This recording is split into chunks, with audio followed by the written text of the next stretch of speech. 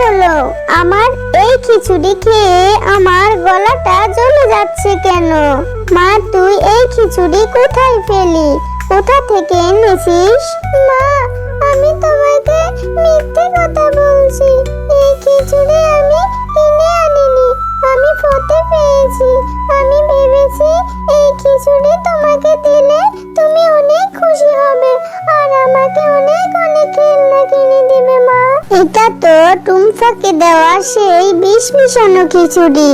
আমার করা ফাঁদে আমি পড়ে গেলাম। এই জন্যই বলে অন্যের জন্য গর্ত করলে সেই গর্তে নিজেই পড়তে হয়।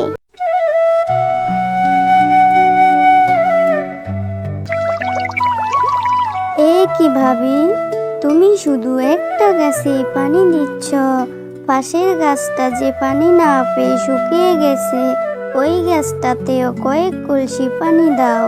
না রে জুমা, ওই গাছটাতে পানি দিয়ে আর কি হবে? ওই গাছে তো কোনো আমের মুকুলই আসেনি। এই গাছটাতে অনেক আমের মুকুল এসেছে। এই গাছটাতে পানি দিলে গাছটাতে অনেক আম ধরবে। এরপর আমগুলো বিক্রি করে আমি অনেক টাকা পাবো। আমি আমার স্বার্থ ছাড়া কোনো কাজ করি না রে জুমা।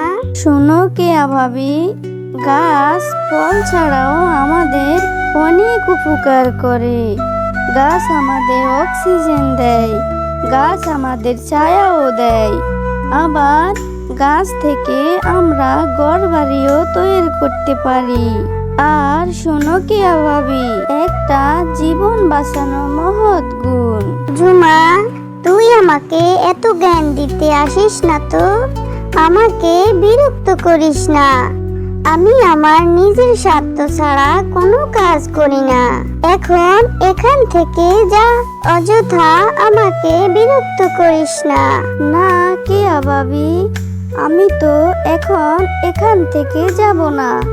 তোমার ওই কলসিটা আমাকে দাও। আমি ওই মরা গাছটাতে কয়েক কলসি পানি দেই। না না, আমি আমার কলসি তোকে কিছুতেই দেব না। আমার কলসিতে তো তুই পানি আনলে আমার কলসি ক্ষয় হয়ে যাবে। আর তাছাড়া তোর যদি ওই মরা গাছের জন্য এত দরদ উতলে ওঠে, তাহলে যা, বাড়ি থেকে কলস নিয়ে এসে তারপরে পানি দে। আমি আমার কলসি দিতে পারবো না বাপু। জুমা শিয়ালিনী কেয়া শিয়ালিনীর কথা শুনে কলসি আনার জন্য বাড়ি চলে যায়। মা, তুমি কোথায় যাচ্ছ ওই কলসিটা নিয়ে? মা রে, বাগানে একটা আম গাছ পানির অভাবে মরে যাচ্ছে। আমি সেখানেই যাচ্ছি। দেখি কয়েক কলসি পানি দিয়ে গাছটাকে বাঁচাতে পারে কিনা। তুই বাড়িতেই থাক, আমি গাছটাতে কয়েক কলসি পানি দিয়ে চলে আসব। এরপর কেয়া শিয়ালিনী আধমরা গাছটিতে কয়েক কলসি পানি দেয়।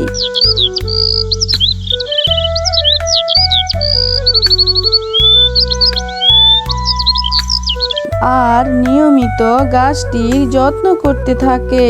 এই কেয়া ভাবি গাছটিতে একদম যত্ন নেয়নি, আর যত্নের কারণে গাছটি কেমন সতেজ হয়ে গেছে।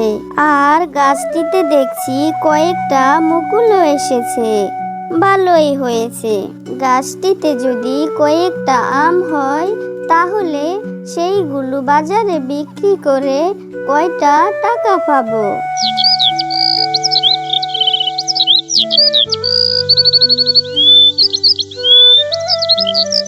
জুমা শিয়ালিনী, তুই গাছের এত যত্ন করলি, আর ওই তোর গাছের কত ছোট ছোট আম ধরেছে, আর আমার গাছে দেখ কত বড় বড় রসালো টসটসে আম ধরেছে। কেয়া ভাবি, আমি আম পাওয়ার আশায় গাছটাকে যত্ন করিনি। গাছটি তো মরেই যাচ্ছিল। আমার যত্নের কারণে কয়েকটা ফল ধরেছে, এতেই আমি খুশি। আর আমি তো তোমার মতো লোভী না, যে টাকার লোভে গাছটার যত্ন নেইনি। চুপ করো জুমা শিয়ালিনী, চুপ করো। মুখে স্বীকার না করলেও আমি সবটাই বুঝি। তুমিও টাকার লোভে এই গাছটার যত্ন নিয়েছো, আর যখন দেখেছো তোমার গাছে এত এত যত্ন করার পরেও ছোট ছোট আম ধরেছে, আর আমার গাছে টসটসে রসালো আম ধরেছে বলে এখন হিংসে করে এত কথা বলছো। সবই বুঝি আমি। যাই হোক, এখন আর তোমার সাথে অযথা কথা বলে সময় নষ্ট করতে চাই না আমি। আমার গাছের আমগুলো পেড়ে নিয়ে নেই, নয়তো দেখা যাবে তুমি আমার গাছের আমগুলো চুরি করে নিয়ে গেছো। বলা তো যায় না কার মনে আবার কখন লোভ জন্মায়। এরপর কেয়া শিয়ালিনী তার গাছের সবগুলো আম ফেরে বাজারে নিয়ে যায়, আর জুমা শিয়ালিনীও তার গাছের সবগুলো আম বাজারে নিয়ে যায়। আম নিয়ে যান গো আম, ফাঁকা ফাঁকা মিষ্টি স্বাদের রসালো আম। একবার খাইলে বারবার খাইতে মন চাইবে। নিয়ে যান গো, নিয়ে যান। জুমা শিয়ালিনী, তোমার গাছের আম কি মিষ্টি হবে? দাও তো আমাদের দুজনকে 2 কেজি। হ্যাঁ গো নুপুর ভাবি, আমার আমগুলো মিষ্টি। একবার নিয়েই দেখো না, একবার নিলে বারবার নিতে মন চাইবে। ওই তো জুমা শিয়ালিনীও দেখছি আম নিয়ে এসেছে। চলো নুপুর ভাবি, ওইখানে গিয়ে দেখি কি অবস্থা। জুমা শিয়ালিনীর আমের কথা বলছো ভাবি? ভালো হবে না গো, ভালো হবে না, খুব টক। আর আর দেখছো না, দেখতে কত ছোট ছোট। আমার আমগুলো খুব বড় এবং ভালো হবে। আচ্ছা কেয়া ভাবি, তুমি আমাদের দুজনকে 2 কেজি আম দাও।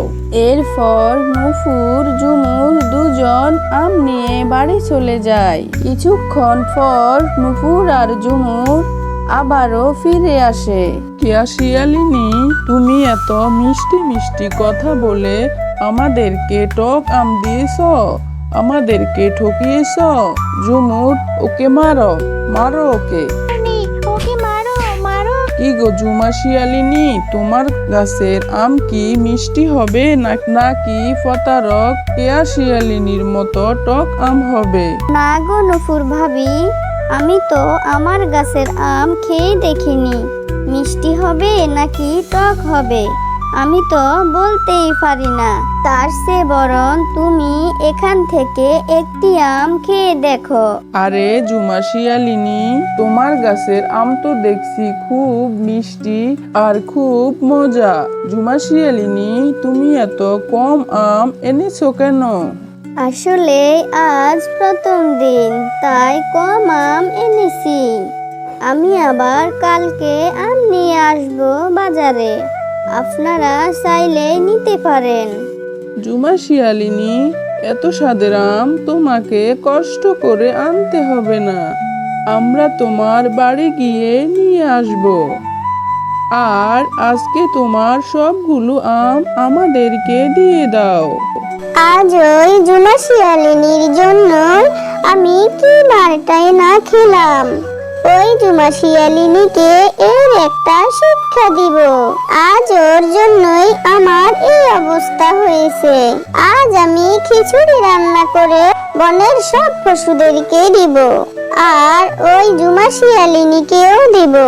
ওদের খিচুড়িতে বিষ মিশিয়ে দিব, এরপর খেয়ে মরে যাবে। বিকেল বেলা জুমা শিয়ালিনীর মেয়ে টুম্পা কেয়া শিয়ালিনীর বাড়ির সামনে দিয়ে যাচ্ছিল। মা, টুম্পা, বাড়িতে যাচ্ছিস নাকি? আজ একটু খিচুড়ি রান্না করেছিলাম, বনের সব পশুদের দিয়েছি, তাই তোদের জন্য একটু রেখেছি। মা, তুই এটা নিয়ে বাড়ি চলে যা। তুই আর তোর মা মিলেই খাস। তুই কিন্তু আবার একা একা খেয়ে ফেলিস না, মাকেও দিস। আচ্ছা ঠিক আছে কাকিমা, আমি মাকে না দিয়ে কিছুই খাই না, আমি আর মা মিলেই খাবো। কথা শেষ করে টুম্পা সেই খিচুড়ির প্লেট নিয়ে আম বাগানের সামনে দিয়ে যাচ্ছিল। টুম্পা, তুমি কেয়া শিয়ালিনীর দেয়া ওই খিচুড়ি খেও না, এর সাথে বিষ মিশানো হয়েছে। এটা খেলে তুমি আর তোমার মা মারা যাবে। আমি আমার মাকে কিছুতেই মরতে দেব না। আমার মা ছাড়া যে আমার আর কেউ নেই। আমি আমার মাকে খুব ভালোবাসি। এই খিচুড়ি আমি বাড়ি নিয়ে যাব না। এই খিচুড়ি আমি এখানে রেখেই চলে যাব। এরপর টুম্পা এই খিচুড়ি আমবাগানের সামনে রেখে চলে যায়। কিছুক্ষণ পর কেয়া শিয়ালিনীর মেয়ে টয়া সেখান দিয়ে যাচ্ছিল। আরে এখানে দেখছি খিচুড়ি রাখা। আমার মা তো খিচুড়ি অনেক পছন্দ করে। আমি আমার মাকে এই খিচুড়িগুলো দেব। এরপর মাকে আমি যা বলবো মা তাই শুনবে। আমাকে অনেক অনেক খেলনা কিনে দিবে। মা, এই নাও, আমি তোমার জন্য তোমার পছন্দের খিচুড়ি নিয়ে এসেছি। আরে আমার মেয়ে আমার কত কথা ভাবে।